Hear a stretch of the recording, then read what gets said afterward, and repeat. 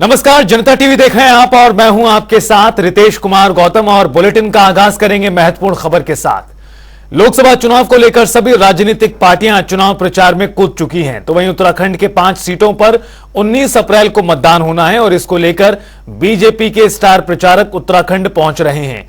राज्य के नेता भी लगातार लोगों से जनसंपर्क साध रहे हैं। तो इस क्रम में बीजेपी के राष्ट्रीय अध्यक्ष जेपी नड्डा भी उत्तराखंड के 2 दिवसीय दौरे पर हैं, जहां उनका भव्य स्वागत हुआ। जेपी नड्डा ने पिथौरागढ़ के देवसिंह ग्राउंड में चुनावी जनसभा को संबोधित किया और जनता से बीजेपी प्रत्याशियों के समर्थन में वोट की अपील की। इस दौरान मुख्यमंत्री पुष्कर सिंह धामी भी कार्यक्रम में मौजूद रहे।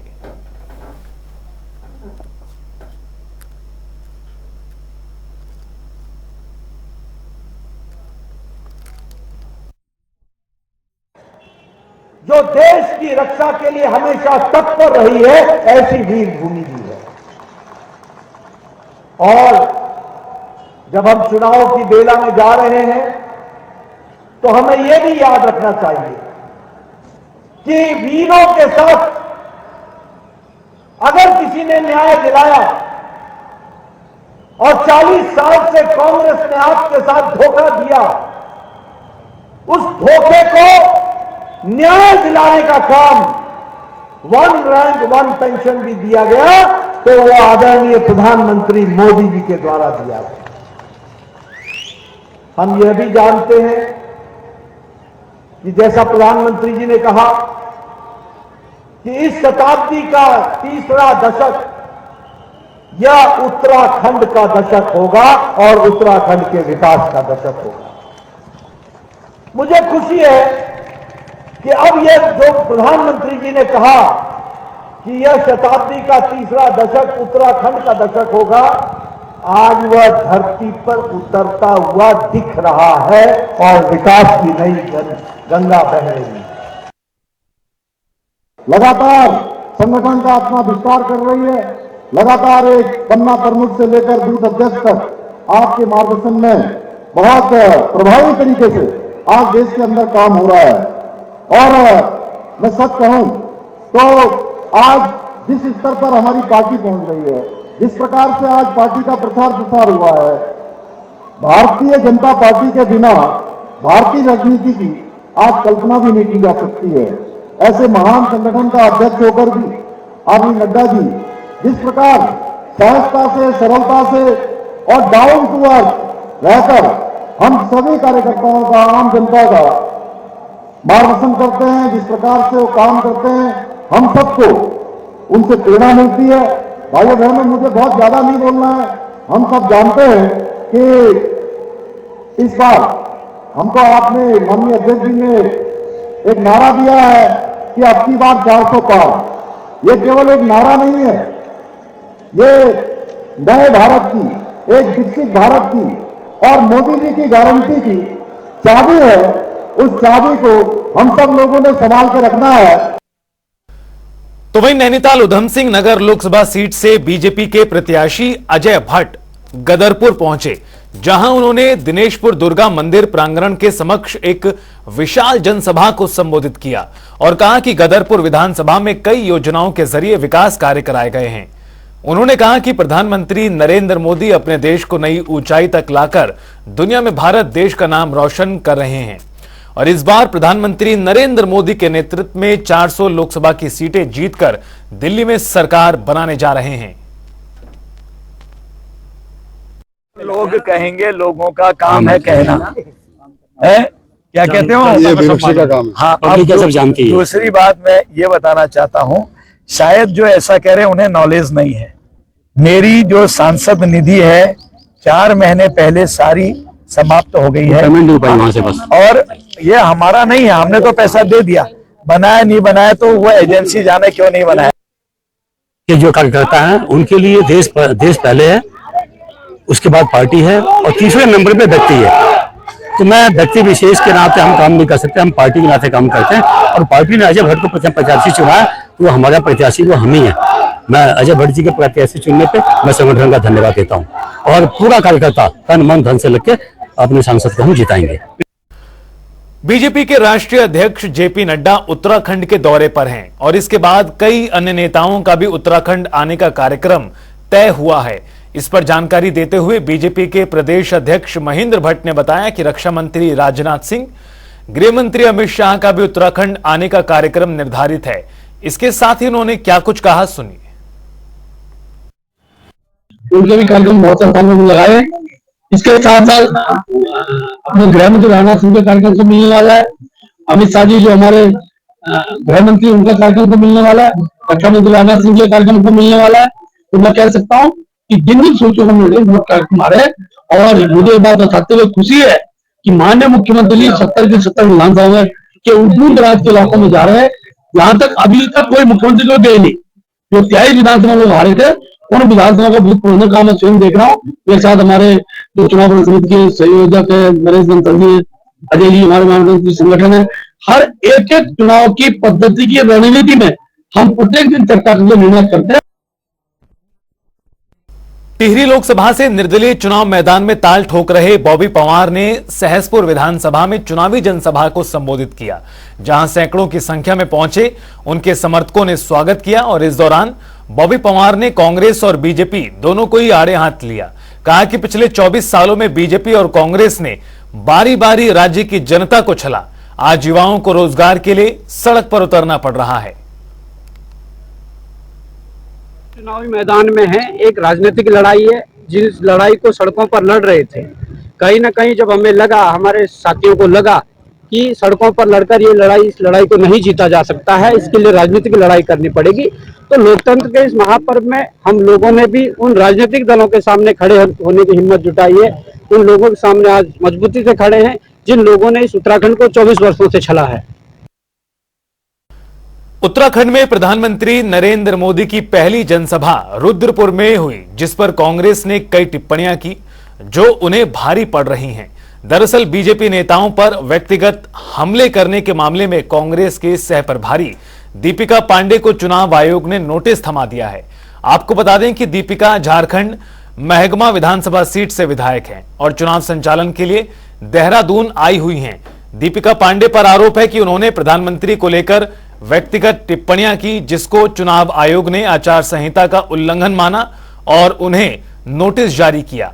कांग्रेस प्रदेश अध्यक्ष करण मारा का कहना है कि सह प्रभारी ने कोई भी ऐसी चीज नहीं कही जिस पर नोटिस दिया जाए। देखिए, उन्होंने कोई भी ऐसी चीज नहीं कही जिस पर उनको नोटिस दिया जाए। उन्होंने यही कहा जो अंकिता भंडारी की मर्डर, जब मर्डर हुआ उसके बाद जो उनकी मदर ने जो स्टेटमेंट दिया उसके आधार पर उन्होंने कहा कि आखिर क्या कारण है कि सरकार उस वीआईपी को बचाने की कोशिश कर रही है। और उन्होंने सटायर में कहा, क्योंकि जिस व्यक्ति का नाम उन्होंने लिया अंकिता की मदर ने, वो व्यक्ति कहीं ना कहीं उस संगठन से जुड़ा है जो सरकार से जुड़ा हुआ संगठन है। और उसी का हवाला देते हुए उन्होंने कहा कि कहीं ये परिवार का व्यक्ति तो नहीं है, क्योंकि मोदी जी ने खुद कहा कि आरएसएस और बीजेपी मेरा पूरा परिवार है, ये सब लोग मेरे परिवार के लोग हैं। तो उसी पर बात की, इसमें कोई ऐसी बात नहीं है। लोकसभा चुनाव में बीजेपी प्रत्याशियों के पक्ष में मतदान की अपील को लेकर बीजेपी हर स्तर से जनता के बीच पहुंचने का काम कर रही है और इसके चलते देहरादून शहर में बीजेपी कार्यकर्ताओं में मैं हूं मोदी का परिवार स्टिकर लगाकर बसों को हरी झंडी दिखाकर रवाना किया। इस मौके पर राज्यसभा के सांसद नरेश बंसल ने कहा, कांग्रेस के राष्ट्रीय अध्यक्ष ने कुछ समय पहले कहा था कि मोदी का कोई परिवार नहीं है। उन्होंने कहा कि देश के 140 करोड़ जनता ने इसका जवाब दे दिया है।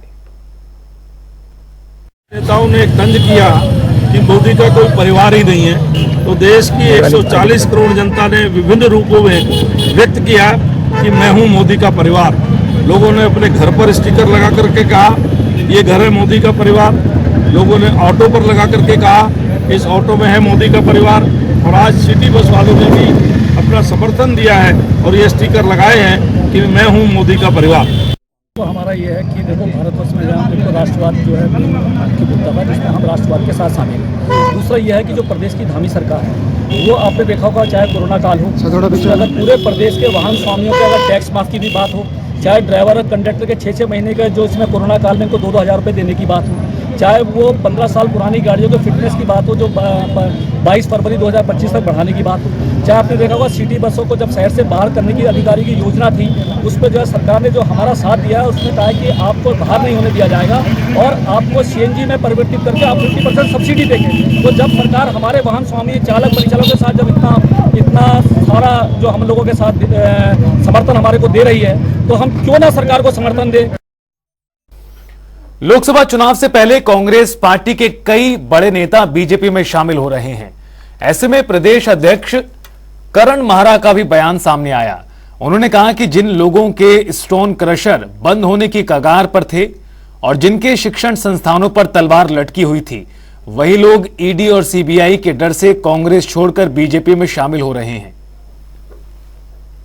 तो इसमें कोई बड़ी बात नहीं। जो अपराधी हैं, जिनके इंस्टीट्यूट्स बंद होने की नौबत है, जिनके क्रैशर्स को नोटिसेस आए हैं या जिनको ईडी सीबीआई का खतरा है, वही लोग जा रहे हैं। और ऐसे लोग जाएं भी तो अच्छा है। बीजेपी को जवाब देना पड़ेगा कि जिनको स्वयं दागी बता रहे थे, जिनके ऊपर ईडी की जांच सीबीआई की जांच बैठा रहे थे, या जिनके क्रैशर्स में उन्होंने कुछ लगाया था अर्थदंड, उन्हीं लोगों को बीजेपी में क्यों शामिल किया जाए। लोकसभा चुनाव को लेकर सभी राजनीतिक पार्टियों की तैयारियां जोरों पर हैं। एक और जहां बीजेपी 400 पार का नारा दे रही है, तो वहीं दूसरी ओर इंडिया गठबंधन भी पूरी ताकत के साथ चुनावी मैदान में है। इस कड़ी में देहरादून प्रेस क्लब में इंडिया गठबंधन की संयुक्त प्रेस कॉन्फ्रेंस हुई, जिसमें कांग्रेस और आम आदमी पार्टी के प्रदेश अध्यक्ष मौजूद रहे। इस दौरान दोनों ही नेताओं ने भारतीय जनता पार्टी पर जमकर हमला बोला। पार कहने वाले लोग खुद 400 सीटों में चुनाव नहीं लड़ रहे। पहले तो यहीं पर वो समझ में नहीं आता। और जो ये स्लोगन बहुत तेजी से चला था, इधर मैं कहीं भी उसकी जिक्र नहीं सुन रहा। कहीं आवाज आज आप जरूर पूछ रहे हैं, लेकिन मैं 400 पार का नारा बीजेपी के कार्यकर्ता के मुंह से नहीं सुन रहा हूं। तो इसका मतलब हवा निकल चुकी है। और अलायंस 300 सीटों पर लगभग ऐसी स्थिति में है कि केवल एक कैंडिडेट चुनाव लड़ेगा। ऐसे में बीजेपी को समझ लेना चाहिए कि उनकी क्या स्थिति होने वाली है। मैं आपको ये कह सकता हूं आज के दिन में कि आने वाली जो 4 तारीख है, उस दिन अलायंस की सरकार बनेगी और बीजेपी 10 साल के बाद पदच्युत होगी। जिस तरीके से भ्रष्टाचार भाजपा ने फैला रखा है, कहते हैं हम भ्रष्टाचार से मुक्त करेंगे, ये करेंगे, भ्रष्टाचारियों को साथ ले रहे हैं, एक वॉशिंग मशीन में डाल रहे हैं, क्लीन करके निकालते जा रहे हैं। इस चीज़ के लिए हमें इंडिया गठबंधन बनाना पड़ा और हिंदुस्तान के लोकतंत्र को बचाने के लिए हमें ये पहल करनी पड़ी। उधर मसूरी में पूर्व पालिका अध्यक्ष ओपी उनियाल के नेतृत्व में एक बैठक का आयोजन किया गया, जिसमें लोगों को सरकार की योजनाओं के बारे में अपडेट किया गया और इसके साथ ही लोगों से बीजेपी को ज्यादा से ज्यादा वोट करने की भी अपील की गई।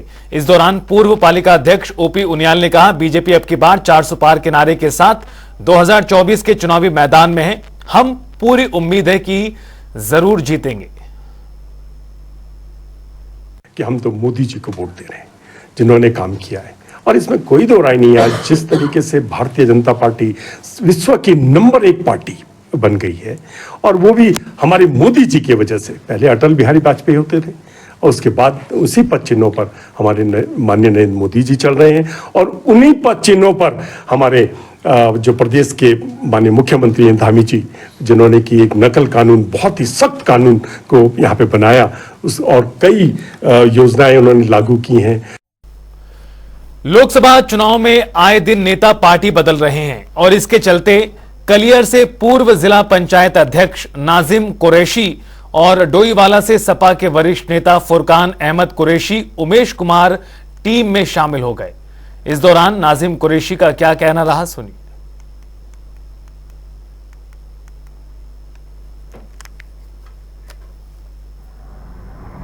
वो तो हमारे पर किसी का नहीं था, मगर ये है उमेश कुमार जी, चूंकि एक सीमित क्षेत्र है खानपुर का, वहाँ के विधायक हैं और वहाँ के एक क्षेत्र के विधायक रहते हुए ये पूरे जिले में विकास करा रहे हैं। मतलब बेटियों की शादी जिले से बाहर पूरे जिले में, पूरे उत्तराखंड में इनकी तो ऑफर है, बल्कि पूरे उत्तराखंड में ब्याह मतलब गरीब कन्याओं की शादी कराने की, ये तो इनके अंदर जज्बा है काम कराने का। तो हमें तो देसी आदमी चाहिए था, ये देसी आदमी है यहाँ का हरिद्वार जिले में, और विकास कराने की बहुत इनके अंदर। मैं आदरणीय मुलायम सिंह जी का भगत हूँ और उनका कार्यकर्ता हूँ। मेरी जानकारी के अनुसार कांग्रेस ने ही आदरणीय नेताजी को अपमानित किया, उनके खिलाफ झूठे मुकदमे करे और उन्हें प्रधानमंत्री बनने से रोका है। और हमारे राष्ट्रीय अध्यक्ष जी ने वो कर लिया था गठबंधन, हमें चलो कोई वो नहीं थी, पर एक सीट हमें उत्तराखंड में मिलनी चाहिए थी, वो मिली नहीं। उमेश कुमार जी के मुझे काम अच्छे लगे हैं। हरीश रावत जी मुझे कांग्रेस के कैंसर लगते हैं। इन्होंने कांग्रेस को पंजाब में ख़त्म कर दी, उत्तराखंड में ख़त्म कर दी, यहाँ भी ख़त्म करेंगे। इसलिए उमेश कुमार जी जुझारू आदमी है। इन्होंने 625 लड़कियों की शादी की है, हिंदू मुस्लिम लड़कियों की शादी की है। इन कामों को देख के हमने मदद करने का निर्णय लिया है। लोकसभा चुनाव के रण के लिए हर पार्टी तैयारी में जुटी है। इस कड़ी में बीजेपी के प्रत्याशी त्रिवेंद्र सिंह रावत ने आज रुड़की में कार्यक्रम में शिरकत की, जहां उन्होंने महिलाओं को उत्तराखंड और केंद्र में मिलने वाली योजनाओं के बारे में अवगत कराया और उन्हें सम्मानित भी किया।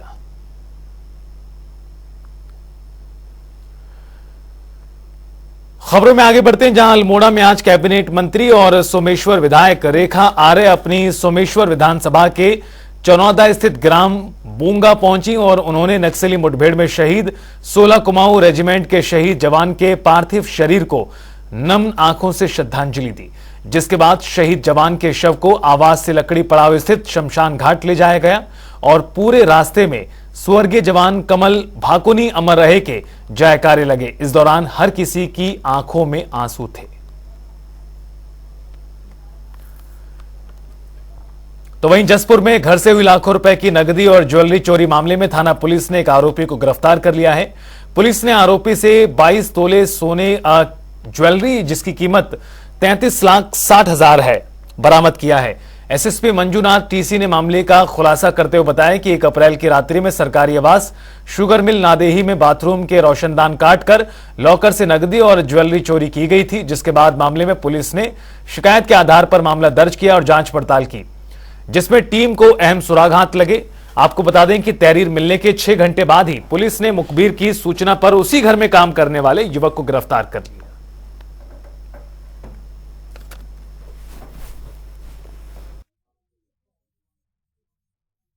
जसपुर पुलिस द्वारा प्रोफेशनल पुलिसिंग का दुरुस्त नमूना दिया गया है।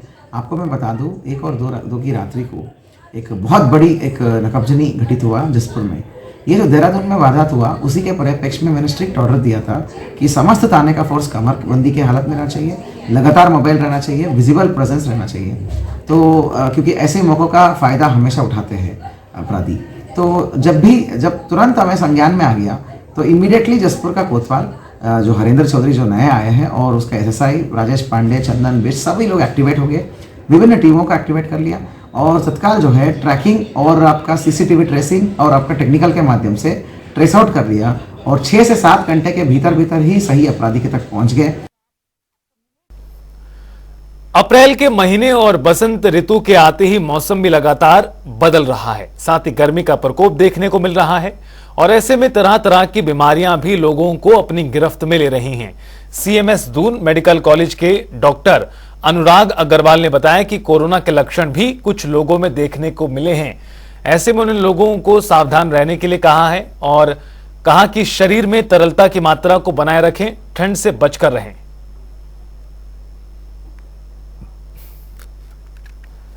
बहुत तेज़ी से मौसम अभी हम देखें तो रात को काफ़ी ठंडा हो जाता है और दिन में काफ़ी गर्म, तो ऐसे में बहुत सावधानियां बरतने की ज़रूरत है। हम देख रहे हैं कि लगभग हर तरह के वायरल बुखार और जो बैक्टीरियल बुखार है वो सब चल रहे हैं।